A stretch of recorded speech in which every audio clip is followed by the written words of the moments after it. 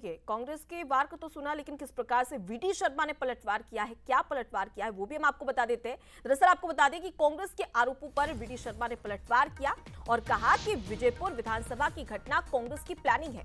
हार का ठिकरा फोड़ने के लिए कांग्रेस यहां पर हथकंडे अपना रही है। सहरिया आदिवासियों को प्रभावित करने का प्रयास यहां पर कांग्रेस की ओर से किया जा रहा है। सीताराम आदिवासी को बीजेपी ने विधायक बनाया है। तो देखिए, वीडी शर्मा ने किस प्रकार से कांग्रेस के आरोपों को निराधार बताया और उन पर पलटवार किया है। वातावरण को बिगाड़ना, और जब कांग्रेस चुनाव हारती है तो इस प्रकार के हथकंडे अपनाना। अब विजयपुर के अंदर सहरिया समाज, आदिवासी भाई और बहन, उन्हें प्रभावित करने का षड्यंत्र रच रही है कांग्रेस। तो जनजाति सहरिया समाज जो भाजपा के साथ खड़ा है, सीताराम आदिवासी को विधायक भारतीय जनता पार्टी ने बनाया।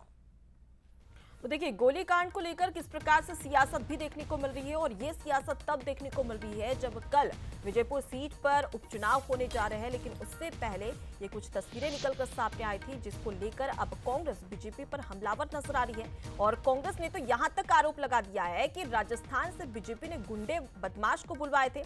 और तो वहीं पर वीडी शर्मा का ये कहना है कि ये तो पहले से प्लानिंग थी, यानी कि इस पूरी घटना को लेकर, विजयपुर गोलीकांड को लेकर आपस में यहां पर लगातार सियासत भी देखने को मिल रही है। चलिए अब इसी खबर पर ज्यादा बातचीत कर लेते हैं। हमारे साथ में खास मेहमान जुड़ गए हैं बीजेपी की ओर से, डॉक्टर हितेश बाजपेयी। तो वहीं पर पूर्व अध्यक्ष नागरिक आपूर्ति निगम कांग्रेस प्रवक्ता, आपको उनसे भी मिलवा देते हैं। अब्बास हफीज हमारे साथ में जुड़े हैं कांग्रेस की ओर से।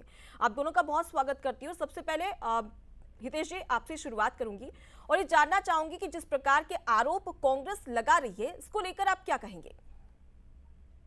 देखिए, दो तीन बात स्पष्ट हैं। पहली चीज तो विजयपुर का चुनाव चूंकि कांग्रेस दबाव में है हार के, तो स्वाभाविक है कि हमको भी एक्सपेक्टेड था कि वो आखिरी पोलिंग तक, बल्कि उम्मीद ये है कि आज रात को और कल भी ये लोग गड़बड़ कर सकते हैं, क्योंकि उनके पास ना वहाँ पर बूथ पे बैठने के लिए लोग हैं, ना वहाँ पर कैडर उनका बचा हुआ है।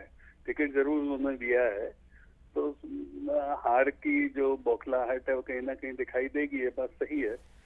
पर ठीक है, हम भी नजर बनाए हुए हैं और इतनी आसानी से शांति व्यवस्था भी नहीं बिगड़ने दी जाएगी। इस पर भी प्रशासन भी ध्यान रखे हुए है, हम लोग भी नजर बनाए हुए हैं। पर दोनों उपचुनाव भारतीय जनता पार्टी के पक्ष में, इसीलिए कोई बहुत चिंता की बात नहीं है। ठीक है, अब्बास जी भी हमारे साथ में जुड़े हुए हैं। अब्बास जी, बीजेपी का साफ तौर पर ये आरोप है कि कांग्रेस को अपनी हार की बौखलाहट सता रही है, इसलिए इतने गंभीर आरोप लगा रही है। देखिए, आदिवासी भाई बहनों के ऊपर गोलियां चली हैं, लॉ ऑर्डर बीजेपी की सरकार के हाथ में है। वो गुंडे जो भाजपा के प्रत्याशी से जुड़े हुए बताए जा रहे हैं, वहाँ पे एक बड़ा गंभीर मामला है। लोगों को लहूलुहान कर दिया गया है। वो मतदाता हमारे आदिवासी भाई जो वहाँ प्रत्याशी हैं, उनके साथ के हैं। बार बार ये आरोप लग रहा है कि बीजेपी के नेता गुंडों को भेज के उनके वोटर आईडी, उनकी मतदान की पर्चियां मांगने की बात चल रही है। गंभीर आरोप है। इसमें हार जीत का विषय नहीं होता है, बल्कि ये विषय है कौन आदिवासी भाइयों को डरा रहा है। हमारे प्रत्याशी तो वहाँ मौजूद है जहाँ पर गोली चलन हुआ है। रामनिवास रावत जी कहाँ है मैं नहीं जानता, लेकिन बड़ा सवाल ये है कि सहरिया आदिवासी भाई बहनों के ऊपर अगर गोली चल रही है और डकैत और गुंडे आ रहे हैं, राजस्थान से बुलाए जा रहे हैं, हिस्ट्री शीटर्स का नाम आ रहा है वहाँ सामने, ये गंभीर मामला है, बौखलाहट है। चुनाव हार रहे हैं माननीय मंत्री जो सौदा करके वहाँ गए हैं, ऐसे में। लेकिन अब्बास जी, इतना बड़ा गोलीकांड हो गया और उस पर सियासत देखने को मिल रही है, ये भी तो ठीक नहीं है ना? सियासत जब देखने को मिलती है जब न्याय नहीं मिलता, या अन्याय इसलिए होता है कि आप चुनाव के मद्देनजर रखते देखते हुए इस तरह के काम देखते हैं। एक बड़ा विषय है, सीधे तौर के ऊपर अगर आरोप लग रहा है तो उसकी जांच होनी चाहिए। आदिवासी भाई बहनों को ऐसे डराना धमकाना, उनकी जान पे बनाना, खून खराबा होना, ये चिंता का विषय है, वो होना भी चाहिए। माननीय मुख्यमंत्री महोदय खुद गृह मंत्री हैं, आरोप उनकी पार्टी के नेताओं पे लग रहा है, जांच कराइए। लॉ ऑर्डर तो एक बड़ा विषय बन ही चुका है मध्य प्रदेश से, जब से वो गृह विभाग किसी को देने को तैयार नहीं है। ये मध्य प्रदेश नहीं था जिस तरह से मध्य प्रदेश में आज घटनाएं देखने को मिल रही हैं।